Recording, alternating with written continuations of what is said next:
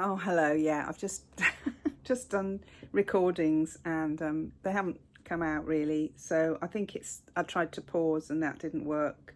So I'm just going to repeat this and apologies. But I would just wanted to talk today about a Facebook page that I started up.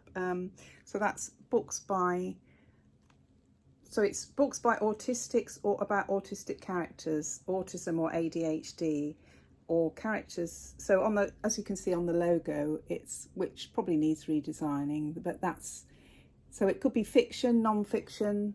It's just, I mean, it works within the limitations of Facebook, which I just wanted a place where people could find books. Yeah, I've got and they just have to scroll down really, because that's the limitation. I do have a Facebook group, but every time I've tried to pause it, I've lost the recording, so I'm not but that's something, if you're interested in that, I might be able to put the link up at the bottom of the blog. But that's for books by, it's something like books are our special interests, and it's for readers and authors and their allies really, and so that would be autism and ADHD. So anyway, what I wanted to, as I'm talking about the page, which is the one I showed you, I just wanted to show some of the books that I've might have not posted all these, but these are some autistic writers.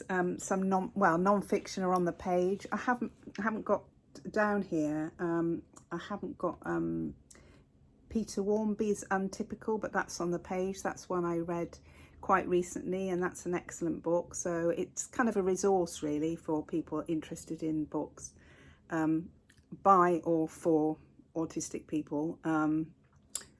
So they would, or featuring autistic characters, or ADHD characters. Yeah, so this was one of the first ones I read, by Sarah Hendricks. Post-diagnosis, and it's written some time ago now, so that's Women and Girls with Autistic Spectrum Disorder, although the word disorder now is probably a bit out of date, but people still do, the diagnostic criteria still use the D word, so yeah, there is a lot of contention about that, but it's an excellent book actually. It's still got a lot of interesting information and kind of anecdotes from and research about women, women and girls. And I said about Peter Warmby's Untypical. I've put that on, and here's so this is another autistic author, self-diagnosed, who I discovered in some autistic group, and she's I really love her writing. She's called Rosalie Warren.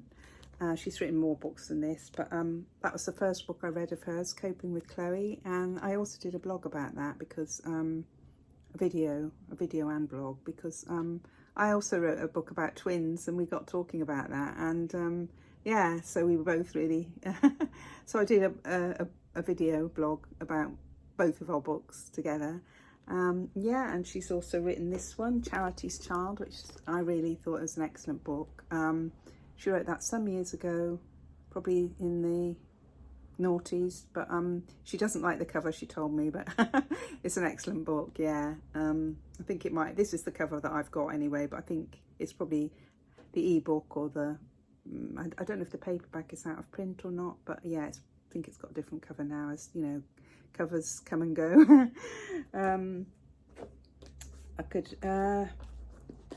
So this is another person I've met who's a prolific children's author, Julie Day, and she's very supportive of other authors, and I think she's writing a book herself now about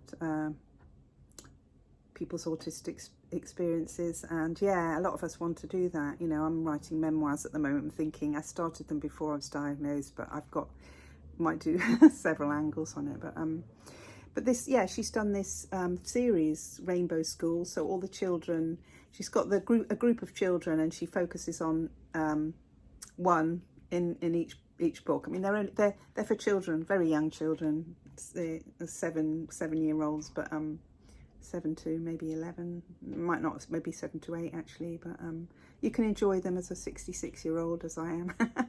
But yeah, I mean, I think she calls them magic realism, and I think each child in the Rainbow School, each group of children, who are mentioned probably in all of the other books, so it focuses on one, and they each have a kind of magical thing that helps them. So with Alistair's case, it's his sizzling shoes.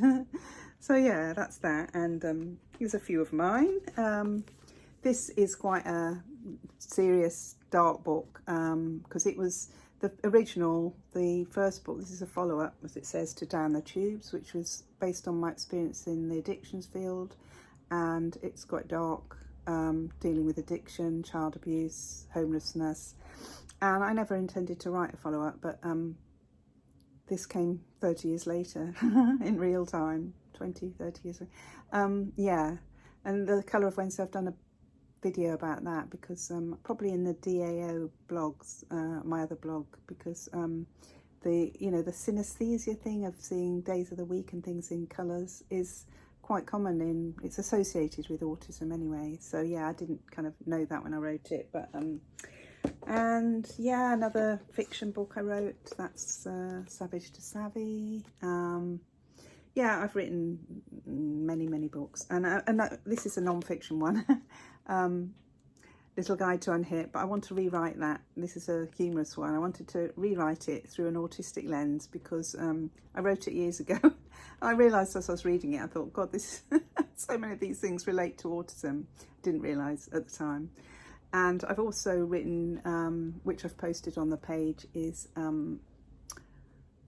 Little Guide to Pet Peeves, which I did as a series of blogs, but I've brought that out as an ebook, and hope to bring it out maybe in paperback. But again, when I did the pet peeves, I wasn't diagnosed, and then I rewrote it through an autistic lens, because I realised again a lot of these were, strong reactions to things. So anyway, this is a bit long now, but yeah, do visit the page, and be happy to post your books, or if you know of other books, and do look at other authors on there. I'm trying to keep it, I think the more people engage with it, the more visibility it'll get. So anyway, thank you, bye.